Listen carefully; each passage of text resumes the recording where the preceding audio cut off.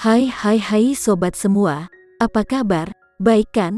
Semoga kalian semua sehat selalu, bahagia selalu dan banyak rezeki.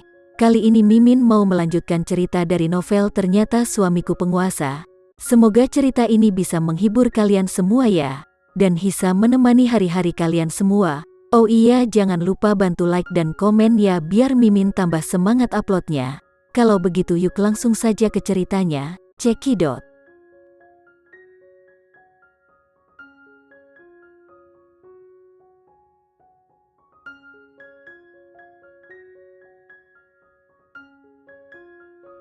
Putri, Lili bertanya dengan khawatir. Li, lanjutkan saja pekerjaanmu. Aku juga akan menyelesaikan pekerjaanku. Putri menarik napas dalam-dalam dan membuka file untuk mulai bekerja. Alasan mengapa Citra membunuh Andi Andrean adalah karena konflik yang terjadi selama bertahun-tahun antara mereka berdua.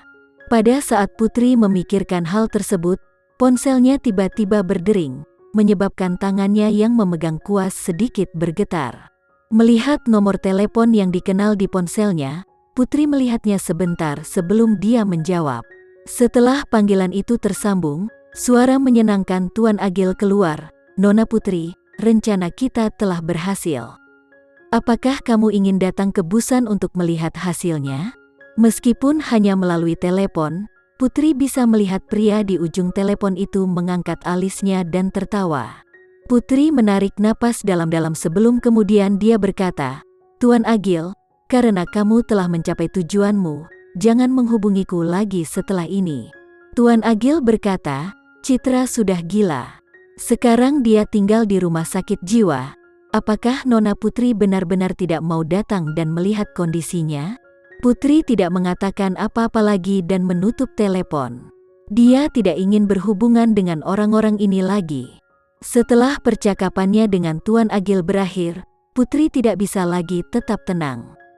Yang bisa dia pikirkan hanyalah orang-orang itu dan hal-hal dari masa lalunya. Putri tidak dapat bekerja dengan baik dalam kondisinya saat ini. Ditambah dengan kesehatannya yang tidak sehat, lalu, dia meminta izin kepada Lili untuk pulang ke rumah. Setelah sampai di rumah, Putri langsung menuju kamarnya untuk berbaring. Dia mencoba untuk bisa tidur, tetapi tetap saja dia tidak bisa tertidur. Saat ini Putri tidak bisa tidur, dan Putri mulai berhalusinasi. Orang-orang yang menemaninya sepanjang masa kecilnya seperti datang menemuinya. Putri. Dia mendengar ibunya memanggilnya dan tersenyum tipis padanya. Putri. Dia mendengar Andi Andrean memanggilnya. Dia menatapnya dan tersenyum, dan wajahnya berangsur-angsur berubah menjadi mengerikan.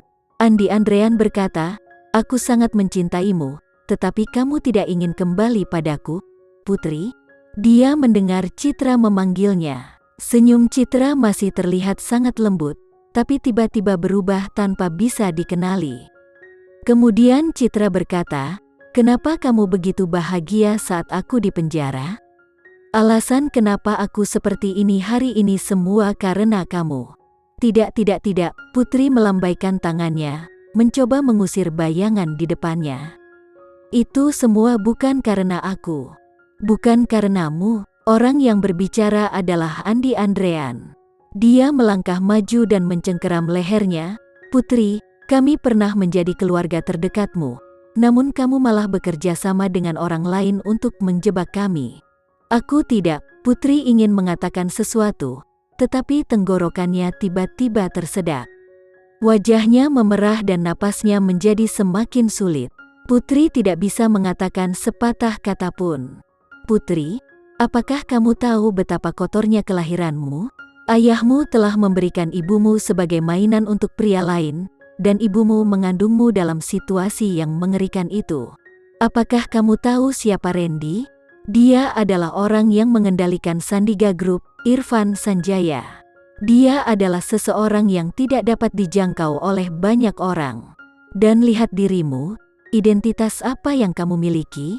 Apa hakmu? Bisa-bisanya kamu sekarang berada di sisinya dan menjadi istri seorang Irfan Sanjaya? Apakah kamu pikir kamu bisa memeluknya erat-erat hanya karena kamu hamil anaknya? Apakah kamu benar-benar berpikir bahwa janjinya kepadamu akan tetap dipegang erat olehnya? Hanya ada satu alasan mengapa Randy masih bersamamu sekarang. Itu karena dia belum bertemu dengan wanita yang benar-benar dia cintai. Semakin banyak orang yang mulai menyalahkan Putri. Putri ingin membalas bicaranya, tetapi dia bahkan tidak memiliki kesempatan untuk melakukannya. Putri hanya bisa memelototi orang-orang yang menuduhnya dengan lemah. Putri. Tiba-tiba, suara yang sangat rendah dan dalam terdengar di telinganya. Putri berbalik dan melihat Randy berdiri di belakangnya. Randy. Putri membuka mulutnya untuk memanggil namanya, tetapi tidak ada suara yang keluar. Putri, aku tidak peduli dengan latar belakangmu, tapi keluargaku tidak bisa menerimamu, katanya. Suaranya sangat rendah dan dalam, sama seperti sebelumnya, dan ekspresinya dingin dan tidak berperasaan. Tanpa menunggunya untuk berbicara, Randy melanjutkan, Putri, ini adalah pernikahan tanpa cinta. Mari kita putus. Setelah kita putus, masing-masing dari kita akan mencari orang yang benar-benar kita cintai. Randy, hanya setelah waktu yang lama Putri mengeluarkan suara. Putri bergegas untuk meraihnya. Tetapi yang bisa dia lakukan hanyalah melemparkan dirinya ke arahnya dan dia langsung menghilang dari pandangannya. Jadi, kamu akan menyerah dengan hubungan kita? Putri melihat ke arah dia menghilang, dan berteriak seperti binatang kecil dalam kesedihan dan kesakitan. Randy dengan jelas mengatakan bahwa itu adalah pernikahan tanpa cinta. Mengapa dia merasa sangat sedih ketika Randy memintanya untuk putus? Hatinya begitu sakit hingga terasa mati rasa, seolah-olah Randy bukan lagi miliknya. Mungkinkah Randy sekarang sudah menemukan wanita lain yang benar-benar ia cintai? Apakah Randy akan benar-benar meninggalkannya? Putri, bangun. Bangun. Itu suara Randy, tapi itu berbeda dari apa yang Putri dengar sebelumnya. Putri tiba-tiba membuka matanya dan melihat mata Randy yang terlihat sangat cemas. Randy tidak pergi, dia masih di sini. Melihat bahwa Randy masih berada di sini, dan Randy tidak meninggalkannya, jantungnya yang panik langsung menjadi tenang.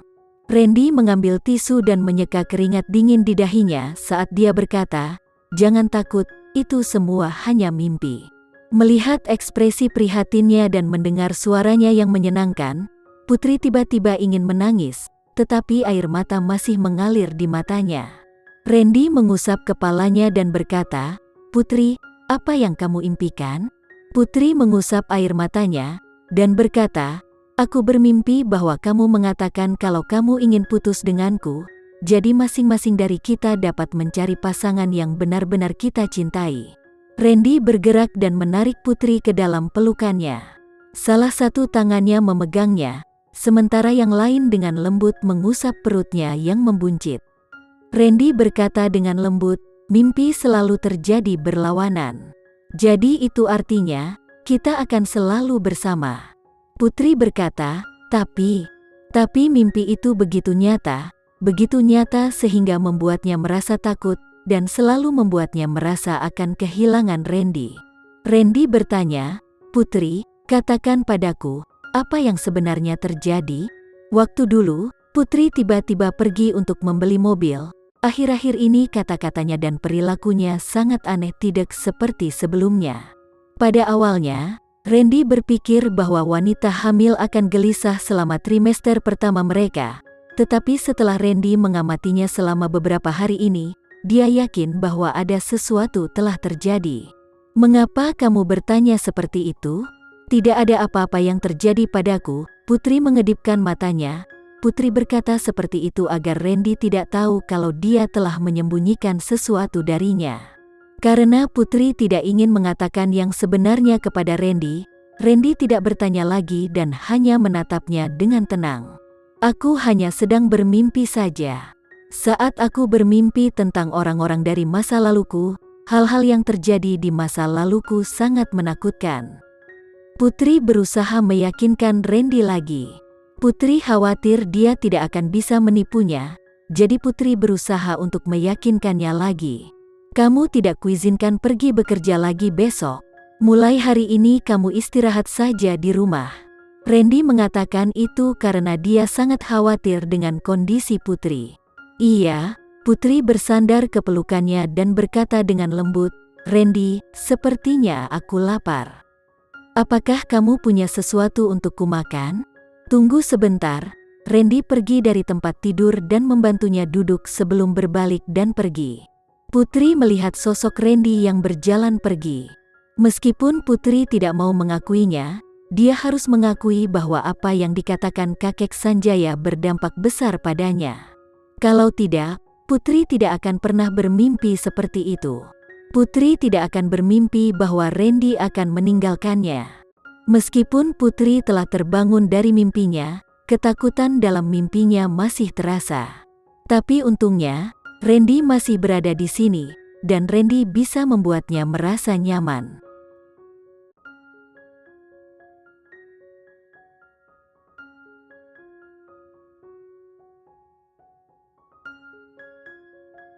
Sekian dulu ya cerita kali ini, kita lanjutkan lagi ceritanya di lain waktu. Oh iya, bagaimana menurut kalian? Semoga bisa sedikit menghibur kalian semua. Jangan lupa like, share dan komen ya. Untuk teman-teman yang baru nonton, jangan lupa subscribe-nya. Hehehe, kalau ada teman-teman yang ingin gabung langganan bisa langsung gabung saja untuk dapat fitur yang menarik dan sedikit membantu Mimin. Terima kasih sudah menonton, sampai jumpa lagi. Bye bye bye.